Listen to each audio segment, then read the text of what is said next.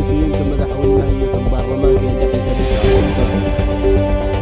Waxaa Raila Odinga u dooranay iyadoo aysan wax diidmo ah ku jirin in uu noqdo madaxweynaha shanaad ee Kenya, ayuu yiri Kenyatta uu sheegay kumanaan dadweyne ah oo isugu soo baxay caasimadda Nairobi.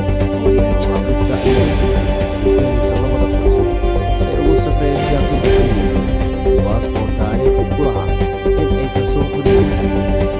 Hase yeeshee, labada xisbi Kenyatta iyo Odinga ayaa ka yaabiyey dalka markii ay isgacan qaadeen kula dhawaaqeen heshiis kadib rabshadaha laga doorashadii 2017 oo toddobaad qof ay ku dhinteen.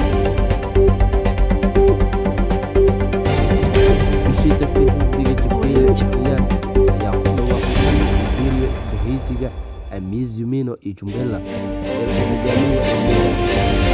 Maanta Kenyatta ayaa ku dhawaaqay inuu taageerayo hogaamiyaha mucaaradka ee da'da ah, isaga oo yiri waxaan shaki ah loogama jiro inaan haysano waddan koox ah oo Raila Odinga waa isugu bedelay saaxiibo siyaasadeed oo ahaa in aan wax la mid ah loogu arag taariikhda dalkeena.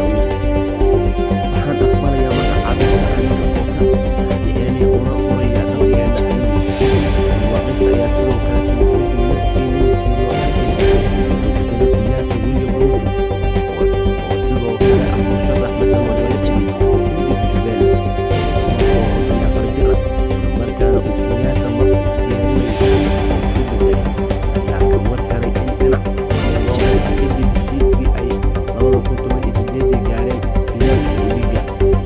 Ruto ayaa doonaya in uu bedelo xaaladda ee soo jireenka ee Kenya, markaana meesha ka saaro waddanka dhulka iska haysta, isaga oo ula jeeda qoysaska Kenyatta iyo Odinga oo kubanaan sano loo waday siyaasadda dalka.